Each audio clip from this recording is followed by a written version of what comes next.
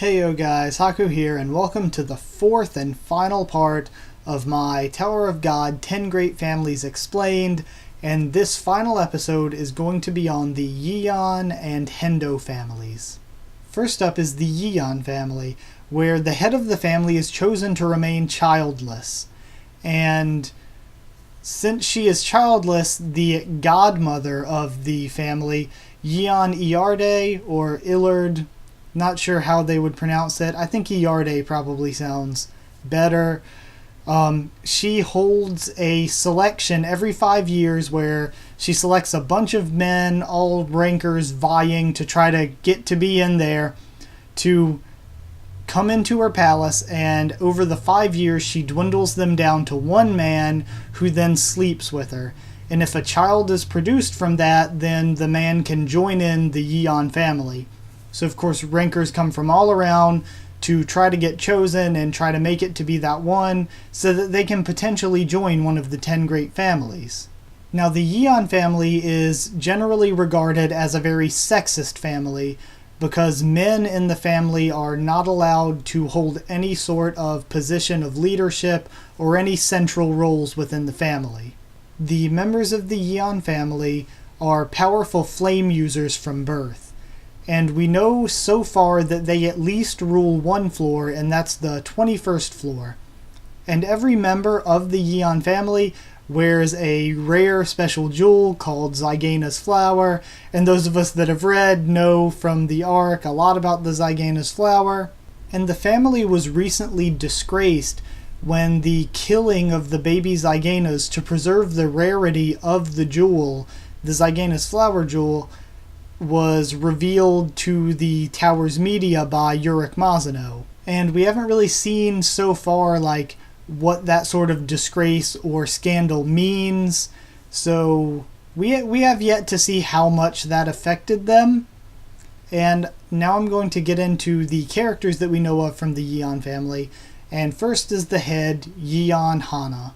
Yeon Hana is ranked the 17th strongest ranker in the tower, and she is known to be gentle, but she has a vicious temper.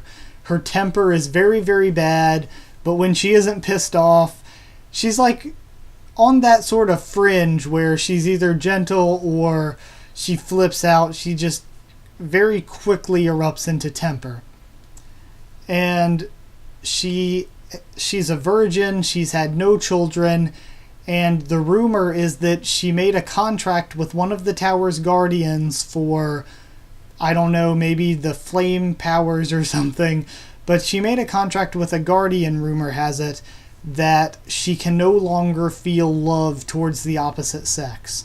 So that explains why she's a virgin, why she never had children, was never married, and why men are sort of considered lesser people in the Yeon family.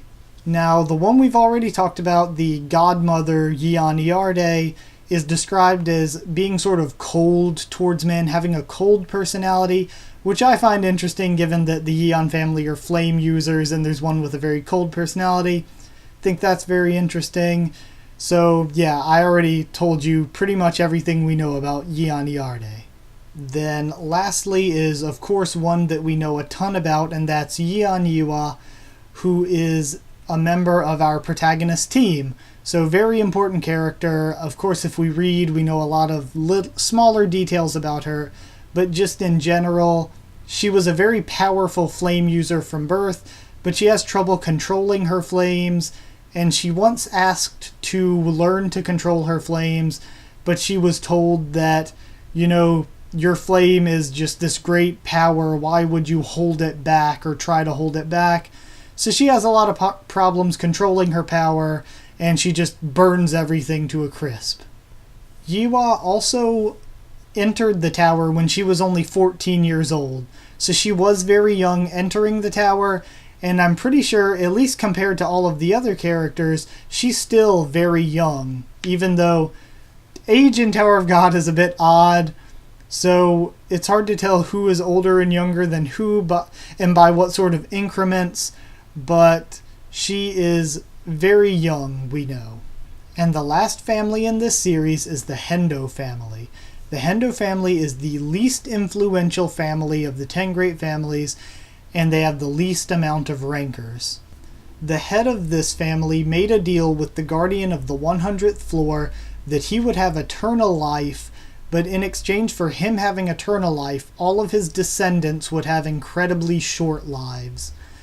And this family lives by a set of ironclad rules, and in addition to living to their set of ironclad rules, they're known to be the most powerful, they have the most powerful defense of any family in the tower. They have incredibly powerful defense, like physical resilience and also resistance to Shinsu.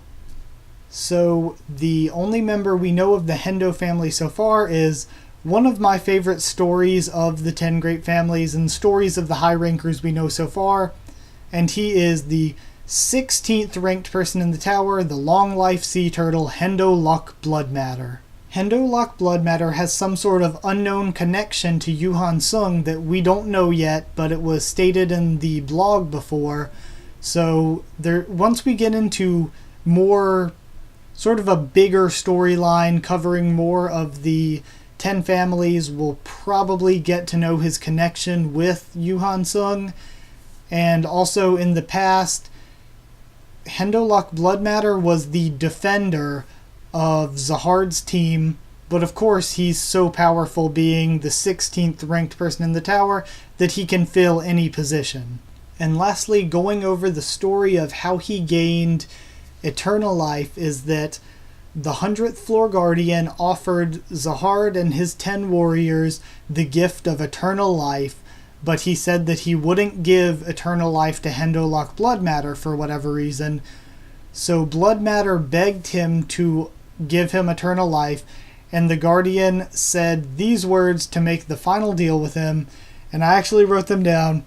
And what the guardian told him was, if you give your children and your children's children the curse of a short life, you alone will be able to live an eternal life through the life you've taken from them. And Hendo Luck Blood Matter accepted that contract, and that is why his family all live very short lives. And the last thing that we know about the Hendo family is that though the Kun family, the head, has the most wives, the head of the Hendo family, Blood Matter, has the most children. Because of course, since his descendants live such short lives, he has to keep having children to even have a sizable family, and even then his family is the least influential and has the least amount of rankers. So guys, that's it. I really hope you enjoyed the video, and I really hope you enjoyed the series. I was thinking originally about doing another series, maybe about the high rankers, but I'm honestly not sure what I'm going to do next starting on. For the Fridays coming, I'm not sure what to do to replace this with. So I might do another Tower of God series, or I could do something relating to Tower of God or something relating to something else, because I already have 3 Tower of God videos a week at least. So I want to know what you guys think. If you guys have any ideas of what to do on Friday now that this series is over, just tell me. But if not, I'll just go ahead and do another Tower of God series for now until we figure something else out. So I thank you guys so much for watching. Like if you liked it. I'll have links to all the playlists, of course, the Tower of God playlist and the playlist that is for the series of 10 Great Families Explained. Subscribe if you want more Tower of God, 3 or 4 videos a week, and One Piece, The Walking Dead anime reviews, and more. Follow on Twitter for updates about what the channel is doing in case anything happens. I thank you guys so much for watching, and I really hope you enjoyed this series. I will see you all next time.